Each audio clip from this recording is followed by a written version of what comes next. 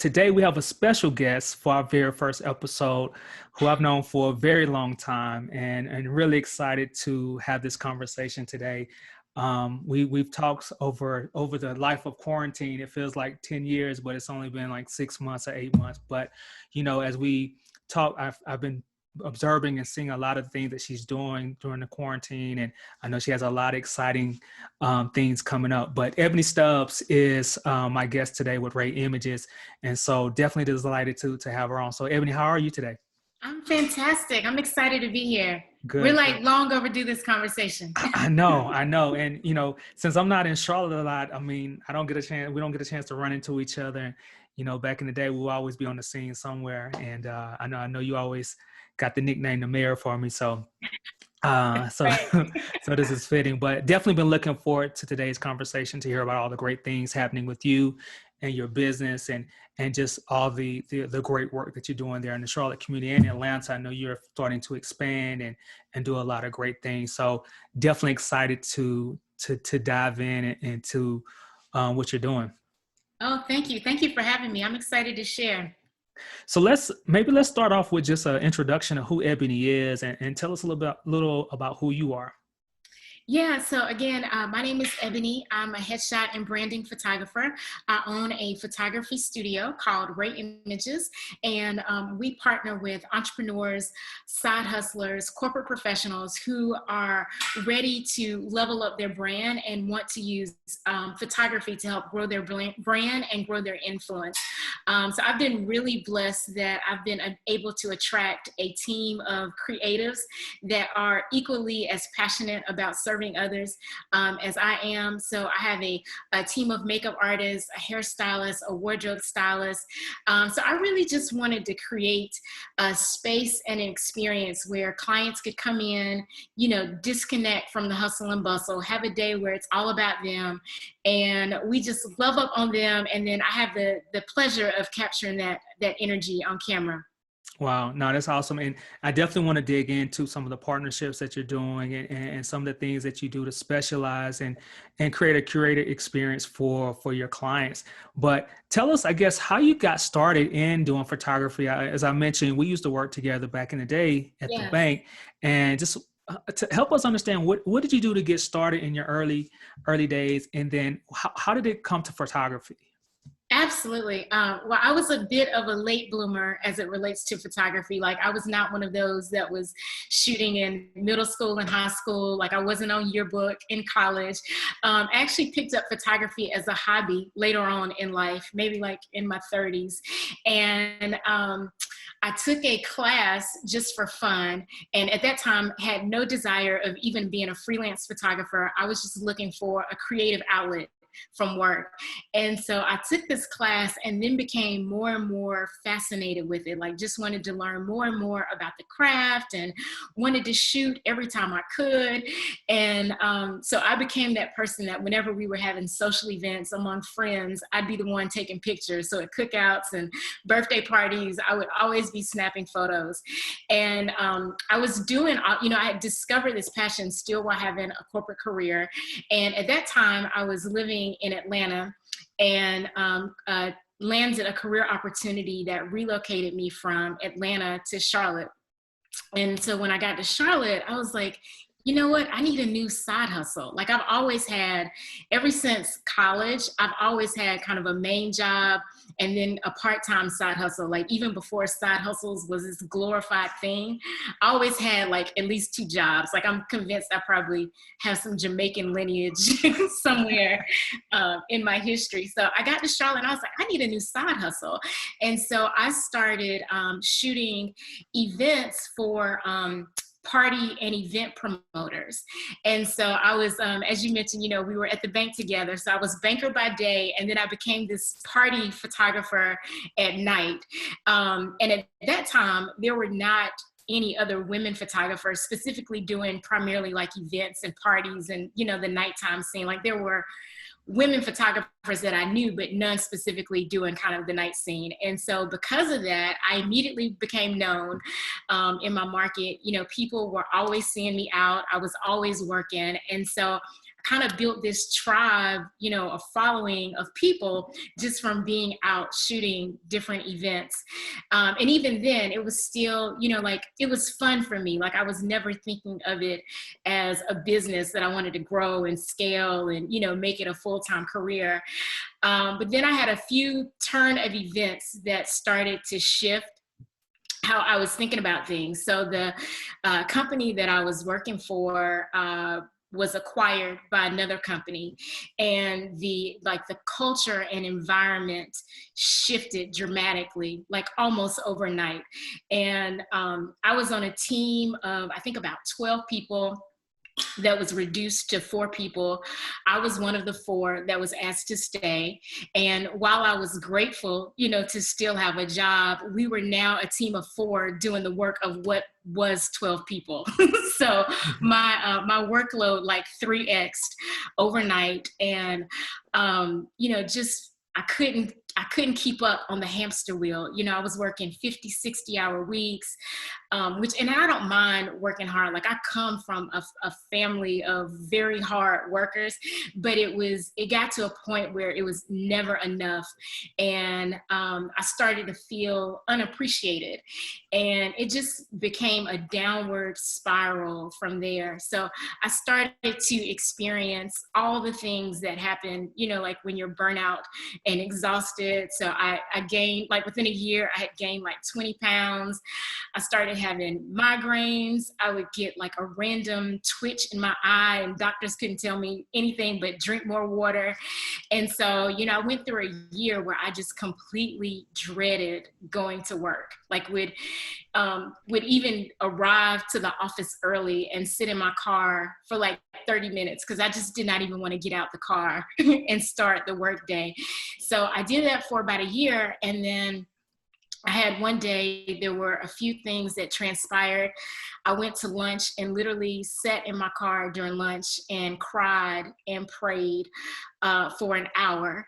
And while I was crying and praying, something hit me that when we are in situations where we are unhappy, or that experiences where we feel like life is being sucked out of us, that is a choice. And we always have the power to make another choice. And so, I kind of had that aha during my lunch hour, and I went back to my desk and called my manager and turned in my notice. And that was the first time that I ever, resigned from a job without having like a full blueprint of what was next. And even at that time, I still wasn't thinking about photography as a career. Like it wasn't on my radar of something that was possible that I could do. So I left my role and then started doing contract roles with different companies. And while I was doing that, I did a lot of self-discovery work. I went through a coaching program similar to Landmark. Are you familiar with Landmark? I'm not. So Landmark is a global coaching company, and they do these classes all over the country, but it basically is like an accelerated group therapy session for like 2 or 3 days. And they help you tap into what are your limiting beliefs and how do you transcend that. So I went through a program like that. It wasn't specifically Landmark, but the business model was very similar to Landmark. And so one of the things that came out of the coaching program was that I was creating a life and a career based on what I had been taught success should look like. Like I came from a family that at that time had very traditional values around work. You get a degree, you get a good job, you work until they shut the factory down, you get your benefits, you get your 401k and maybe your pension, and you retire, and that's the mark of an amazing life. And for a lot of people, that is the mark for an amazing life. But for me, after kind of digging deep and thinking about like my values and what I really enjoyed, I realized that was not the life that I was called to do. And so out of that, that is the first time I entertained the possibility of doing something that I love and creating a career around that and prospering from that. So I went through that program in 2011, and then 2012, I officially launched RAE Images Photography, and we have been going nonstop ever since. Wow. No, I mean, that's really powerful. I never knew that story. I just knew you went from working at the bank and then you were doing photography. And I knew about just seeing you at some of the events out and about in Charlotte. And that was during that time when Charlotte was really starting to grow and Yes. evolve in the city. And I always say Ebony was part of helping capture those moments as the city grew. But I never knew about the backstory of you actually leaving and starting and going full time. So would love to actually maybe dive into that just a little and understand like what did you learn about yourself in those early stages, that betting on yourself and really taking that risk. How are you applying that today, and how is it helping you today? Yes, that's a great question. Entrepreneurship and building a business or any kind of dream will bring you so much aligned in who you are and whoever your higher power is that serves you. One thing that I got very clear on is that no matter what I'm working or what I'm doing, that God is my source. And that as long as I am being obedient and following the instructions that are given to me from my higher power, I will be taken care of.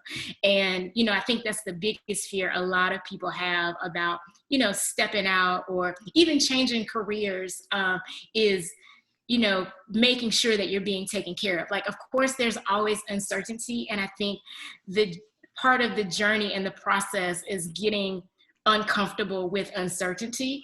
But one thing that I can say for sure is every time, I've taken that step out on faith or, bet on myself, even when things didn't fully align, even when I didn't know how I was going to do it or where the resources would come from, God has come through like every single time. Awesome. No, that is very powerful. I'm glad I learned that about you and your history and that story. So that's really awesome. And I think it's definitely something. This is why I want to make sure people understand. Sometimes they see the success, but they don't see the steps and the process along the way. I call it chopping wood, and I think that's important for people to see. Let me back up for a second. And as you talk about your business, and you mentioned a few things around partnerships and how you have a collective team, and would love to dive in just a little bit about just kind of what are some of the services that you offer. How do you understand the right mood for your clients as you're setting? I was watching one of your videos. You were talking about the red carpet pose. I've been trying that. That does make me look a little slimmer. So I think that's one of those tips and tricks that I'm gonna take and apply as I'm doing my photo shoots. But as you think about the services that you offer, but then as you work with clients, how do you determine what's the right mix for clients? And then I want to talk a little bit about the partnerships and why is that important to have a team and being able to have a group of creators together? Yes, that's a great question. So I take time to meet with all of my clients, if I can, before their actual photo shoot. And so the process with me starts way before they sit in front of, sit in my chair in front of my camera.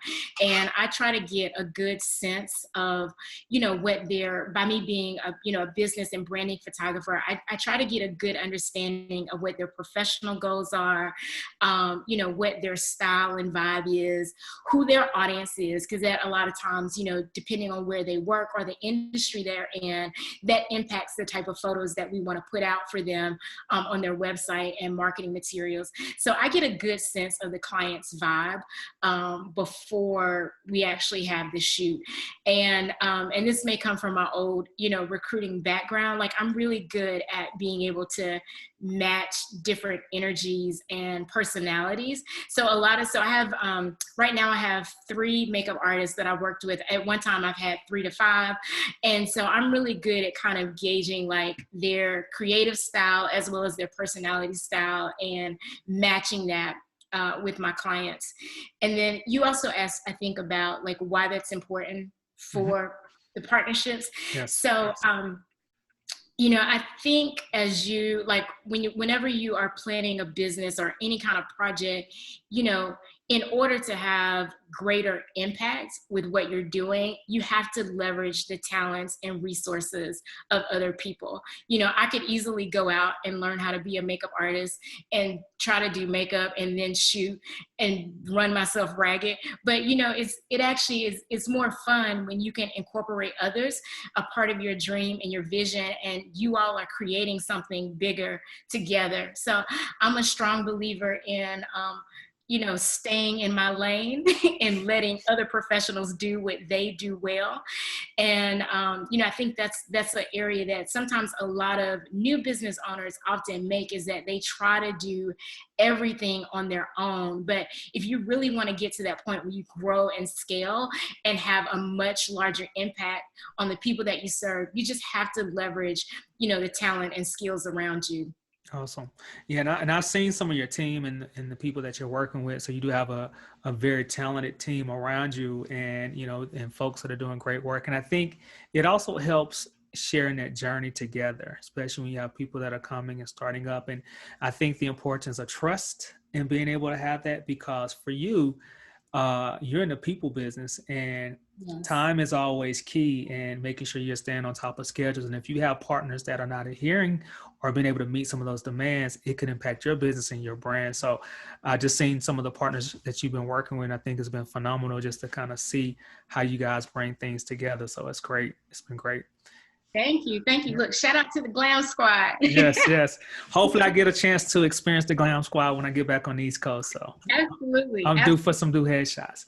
So Oh, I'm sorry. no, go ahead. You're fine. Go ahead. I was just going to say, you bring up a really good point as far as when you are building partnerships, like you do want to think about people that are on brand with your business and what you value.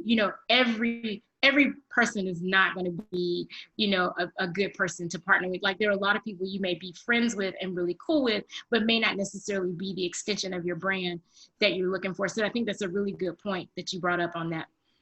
Great. So maybe let's transition. And for the audience, we're with Ebony Stubbs, RAE Images. Let's talk more about just some of those lessons learned, particularly as you've kind of evolved into your career and really started to expand your business. But then I also want to talk more and understand how you're now transitioning and adapting to the new world that we're in with COVID. Because as I mentioned, you're in the people business, and one of the things that COVID is telling us to do is we need to be away from people. We need to social distance. Yeah. And so let's talk more about some of the lessons learned that you've learned over your career, but how are you now adjusting to the new normal in COVID and really being able to understand how you're making those adjustments in your business and your company? Yeah. So I'll start with your first question of some of the lessons that I've learned. One of the things that I would share to aspiring and new business owners is really take time to think about the ideal life you want to create beyond your business. I think a lot of people start so much with a focus on what they want the business to look like, the people that they want to serve, all of their marketing, and they don't really take time to think about their life outside of business. So what happens is they start working and working and working and grinding, and then they wake up one day and they are completely exhausted and burnt out and frustrated. And it's because they haven't taken the time to think about how to structure their business around their life. Instead, they had created a life around their business. So you have to get really clear around, what it is you value, what's important to you, what are the things that fill your cup that help keep you, that give you the momentum to keep your business going, and how do you create the space and time that you are investing in those things that you love while you're building your business. So for example, if you are a mother or you're trying to be a mompreneur, and the kids get home from school at 4:00 or they get off at Zoom at 4, and you've got to cook dinner and you need to be present for your children, or you need to be present for your husband or your spouse, you need to create, if you're creating a business, you need to be able to create that structure that allows you to be present in other things that you need to also be present. So for a mom, you know, maybe you're working from 7:30 to 4 and then you hop back on late at night, you know, but that's the beauty of being a business owner, is that you do have that opportunity to create the systems and the structures and the parameters so that your business is supporting your life and it's not like your life is supporting your business. So that is one thing that I would highly recommend people do, is really get clear on what they value, what's important, what makes them happy, and how can they structure their business such that it supports that.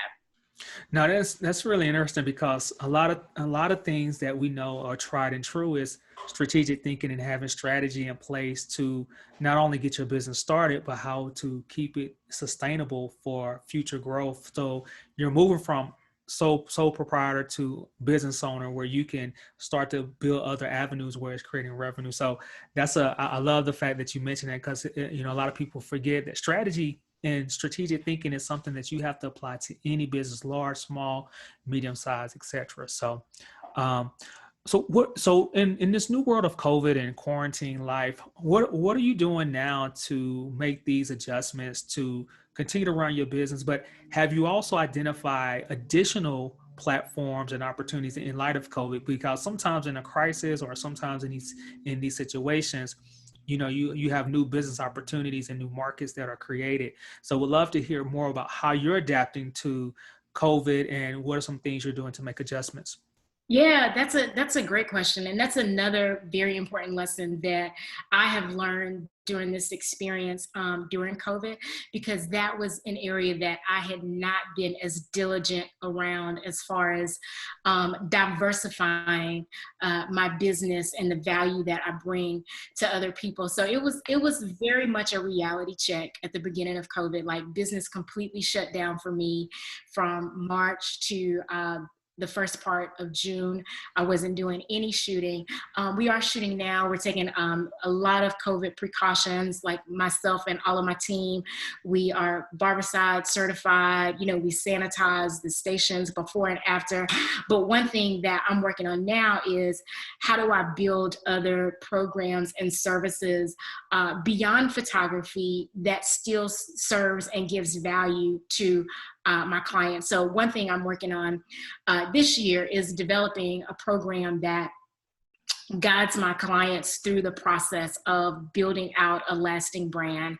And how do you know, identify that client avatar and tap into your client audience and really you know, be able to serve and communicate to them at higher levels. So that is one thing that for sure that I am have shifted my focus on since Corona.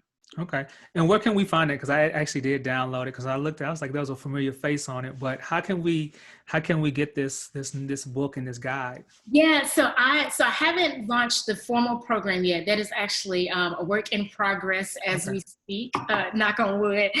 But I did recently launch a guide that you're talking about that prepares people for the photo shoot. So I basically have taken all of the questions that people have asked me, or concerns that they've had around, you know, finding the right photographer, knowing what to wear, how to prepare for your shoot. So I've put all of that in a comprehensive guide. It's called The Secrets to the Perfect Photo Shoot. And then, of course, I got you on the cover because you're the mayor. So who else better to have on the cover? Yeah, so if I have a link in my Instagram bio, so if they're on Instagram, they can just click the link in my bio, and then they'll see an option where they can download the guide. Okay. And is that at RAE Images, your Instagram? It is. It's Okay. RAE, RAE_images, IMAGES. Great. No, thank you for that. And glad to hear how you're making these adjustments, because I think it's key to continue to evolve your business, have different revenue streams and different ways to build the platform. So outside of the book, anything else that you're working on and making adjustments as it relates to COVID? No additional adjustments specifically during COVID. I did launch.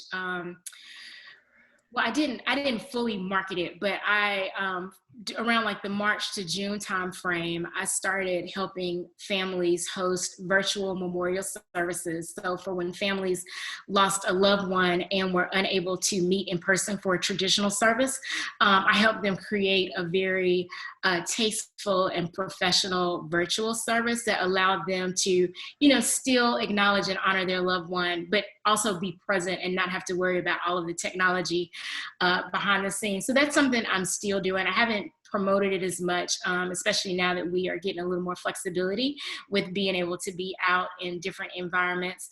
But that's probably it right now as far as specifically COVID changes. One of the things I've been focusing a lot on the last few months is just really paying attention to what my clients need, and identifying ways that I can continue to better serve those needs and just create more and more value for them. Great.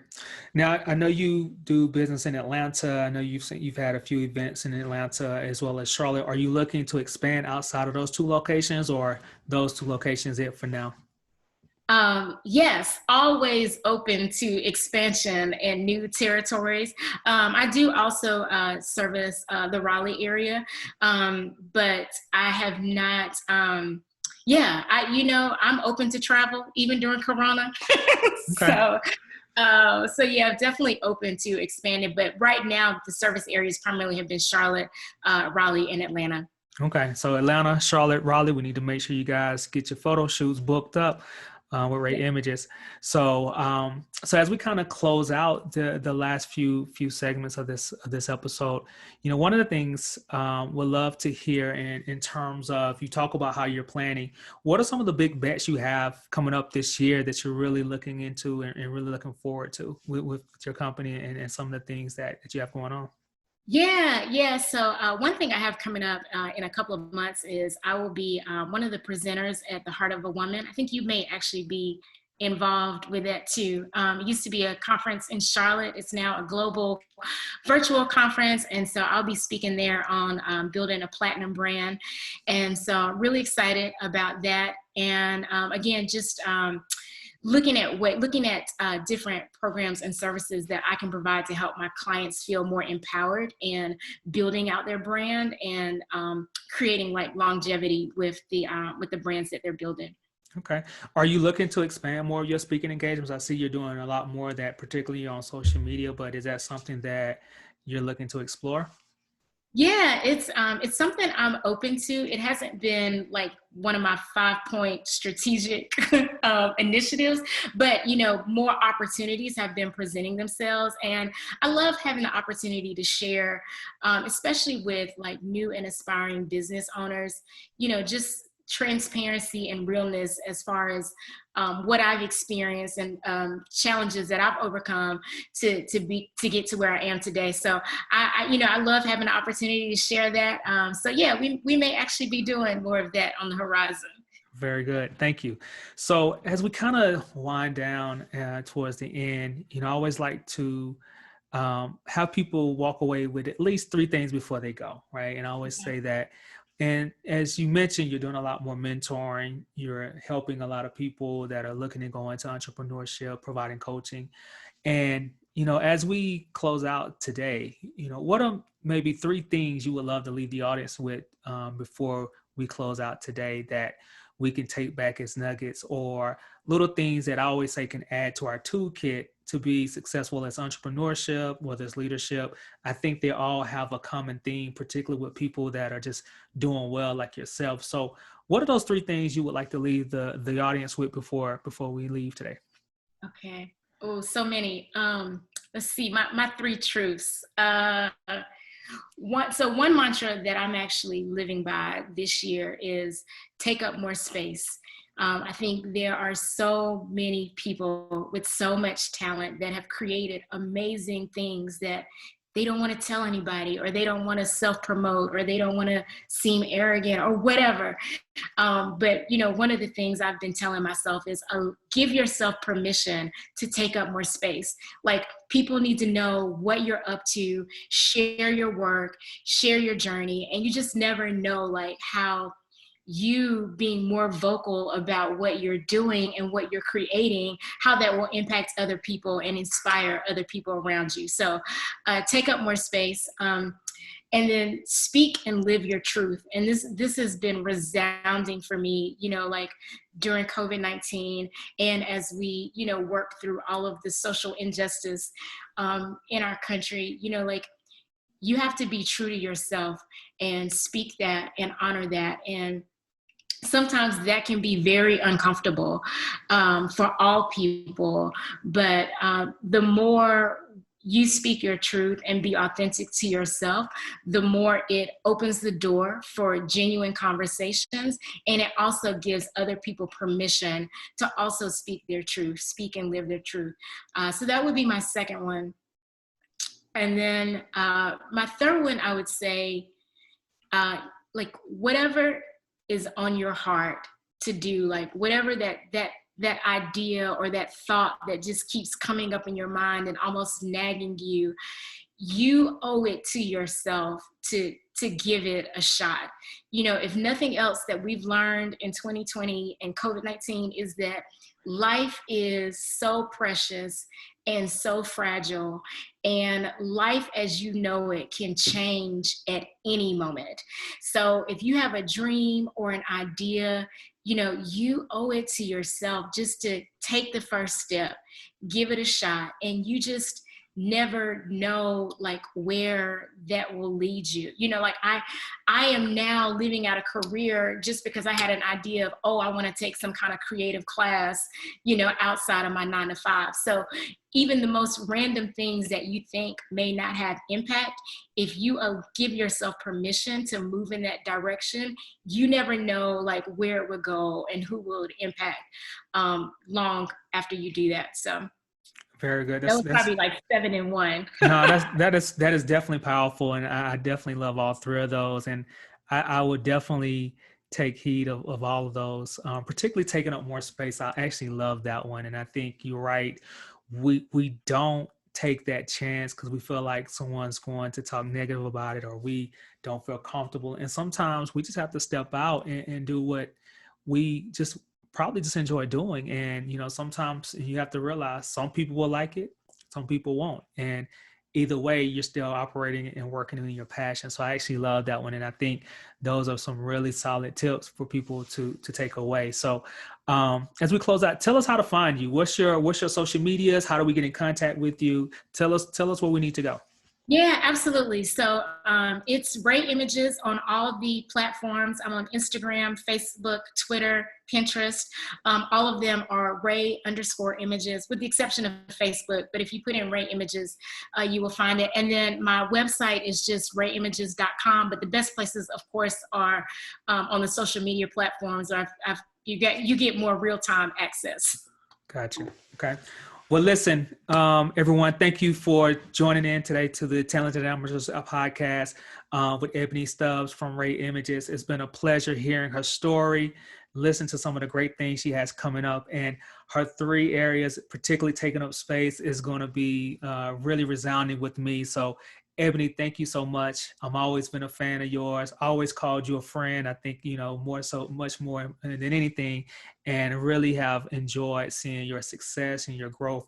I actually take a lot of inspiration and inspirement from you, just seeing the things that you're doing and the way that you're stepping out on faith. So continue to keep inspiring us, continue to keep on pushing us, and continue to be the example of the things of how we should do things if we want to just take risks, take chances, and really just bet on ourselves. So thank you. And everyone, please tune in and hopefully you guys will enjoy the episode. Thank you.